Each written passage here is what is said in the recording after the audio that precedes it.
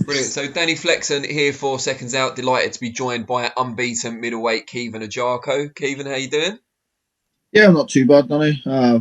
All good. Can't complain. How's things? Yeah, good.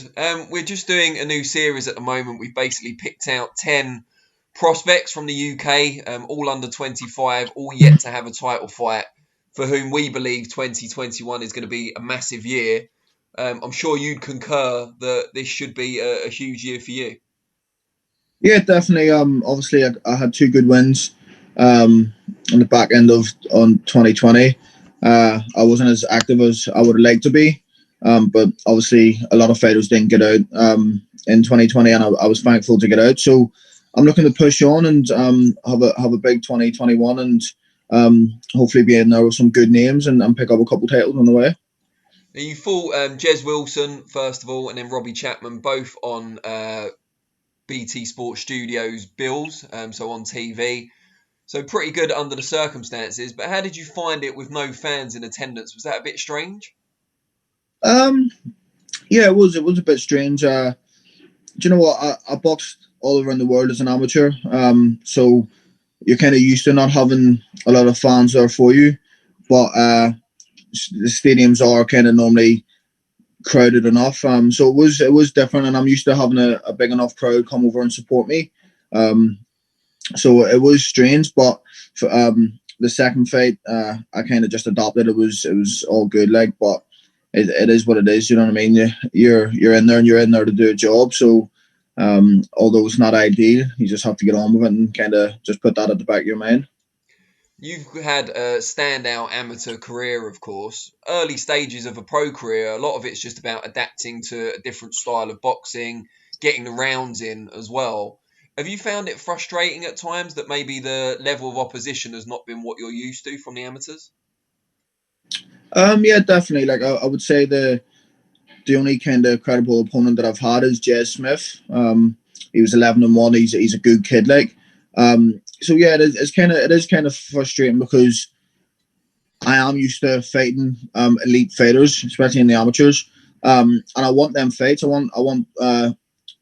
do want to take my time, but I want to be stepping up with each fight. And we did, like, before the Jed Smith fight, we offered a lot of good names. That fight, and then my last fight, we offered a good few unbeaten kids. The fight again, and they ever outpriced themselves or turned down the fight. Do you know what I mean? So it is frustrating, but I do understand that I am a good prospect, and I feel like I'm one of the best prospects in the middleweight division, or in the UK at the moment. So I do feel like fighters will turn down the fight.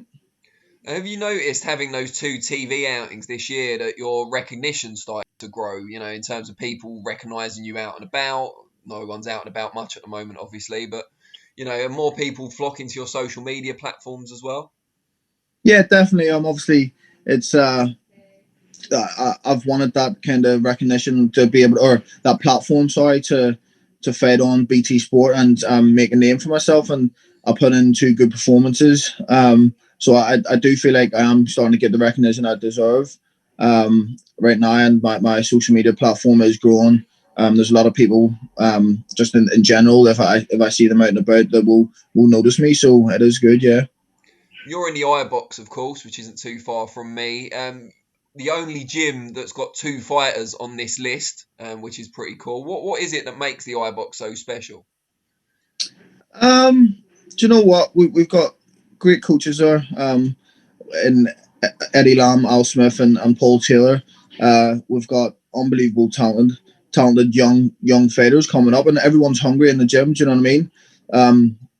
Like you said, there's only me and another person on that list, but I could name you three or four fighters from the gym that could possibly be on that list. You know what I mean? And we've got a very good team at the moment, and everyone just pushes each other on. Everyone's kind of trying to achieve the same things, and we're all young. We're all trying to kind of compete with each other, and it's good. You know what I mean? It's good competition. It's good to have them kind of fighters in the gym because it pushes you on. Do you know what I mean? And it makes me want to achieve more. Like I would say, someone like Dennis McCann. Dennis kind of was slagging me at the start because I didn't have any knockouts in my first two fights. and he's like, I'm a bantamweight, and I'm knocking kids there, blah blah. And that kind of pushed me on to start getting people out there. Do you know what I mean? And I have, and since then I have did that. Do you know what I mean? I'm on a 4 KO streak, but yeah, like I said, we've got a great gym. There's so much talent coming through it, and the future does look bright for Ibox. And let's talk about 2021. We're obviously in it now. No boxing in the UK, at least for January. But after that, hopefully things will start getting back to normal. Where would you like to be by the end of this year? End of 2021, I want to at least have one title and be ranked in the top 15 in the world. That's my goal. The first two and a half years, I said that I'm not one of these fighters that will call for titles. But I think I've deserved that now. I've kind of put on 2 good performances. Listen, we know what level I'm at. I don't need to be fighting journeyman. I need the right step ups at the right time, and I feel like I'm ready for titles now. So at the end of 2021, I want to be ranked in the top 15 in the world. The British middleweight champion, of course, has the same promoter as you, has been nominated to fight the Commonwealth champion, Felix Cash, although there are speculation that Cash might go a different route for the European title, perhaps. Is that a fight that interests you, the fact you've got the same promoter, it's a prestigious title? Yeah, definitely. Denzel Bentley's a very good fighter. I sparred him just before he fought Heffron on the last fight.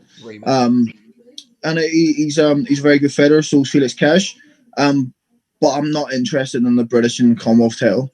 I've said it plenty of times. I didn't get into the professional game to be a British or Commonwealth or European champion, and that's no disrespect to them titles. They're unbelievable titles to have.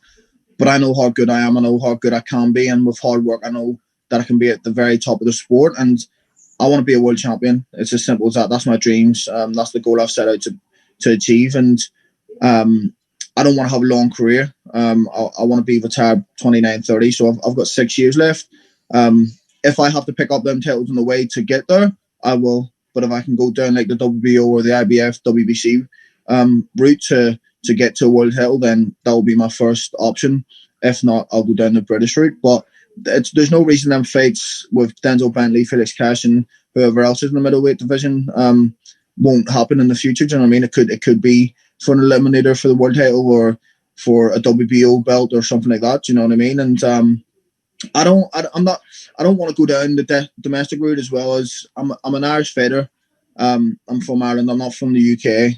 Although I was born in Croydon. Saves me mentioning it.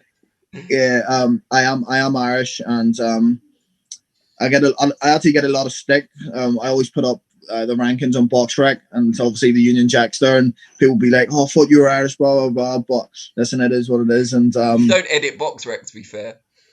Yeah, so but yeah, no, listen, there's no reason them fights can't happen in the future, but I'll be honest with you. I feel like I know how good I am, and I feel like I'm the most talented middleweight in the division right now domestically.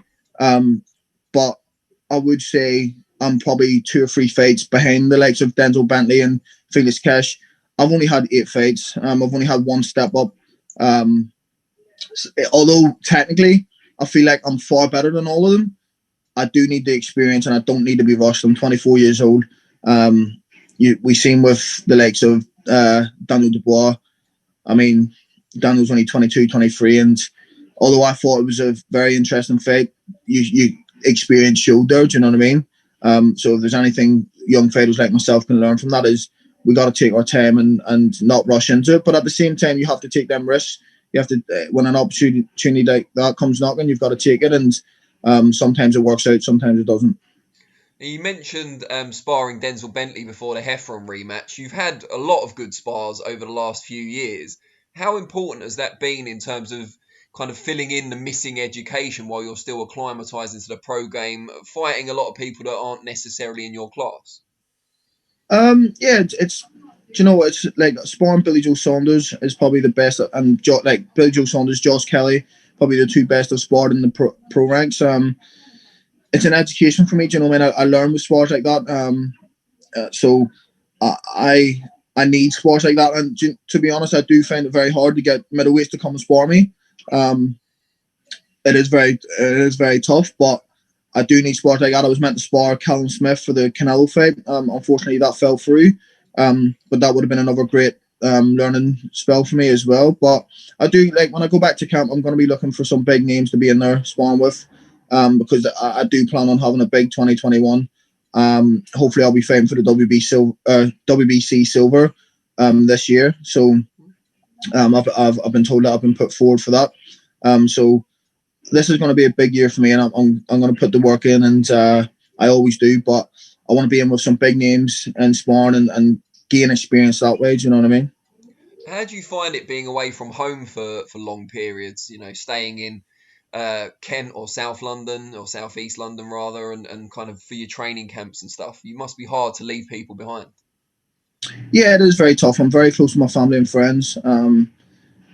But you got to make sacrifices in life to be where you want to be at. Do you know what I mean? I know that if I can sacrifice 10 years of my life to boxing and it will get me to the top of the sport, then it's got to be done. Do you know what I mean?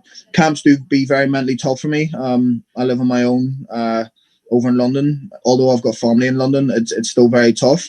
But I learn how to deal with it with each camp, and I get mentally better with each camp. And I'm now working with a new main coach, so I think that'll definitely benefit me in camp. So it is what it is. You know what I mean? I know that I've got to put the sacrifice in, and nothing worth having comes easy. Do you know what I mean? And just before we let you go, we ask you this every time, but there's always room for more people on the Caoimhin Agyarko bandwagon, or Black Thunder bandwagon, I should say. How can they find you on the different social media platforms? Yeah, Instagram at blackthunder.ca, and then Caoimhin Agyarko on Facebook and Twitter. Sorry. Great stuff. All right, well, very best of luck, obviously, for 2021. We'll talk again throughout the year, of Yeah. course, but look forward to seeing you back in action as soon as possible. Thanks very much, Danny. Cheers, mate. Take care. All right, take care. See you later.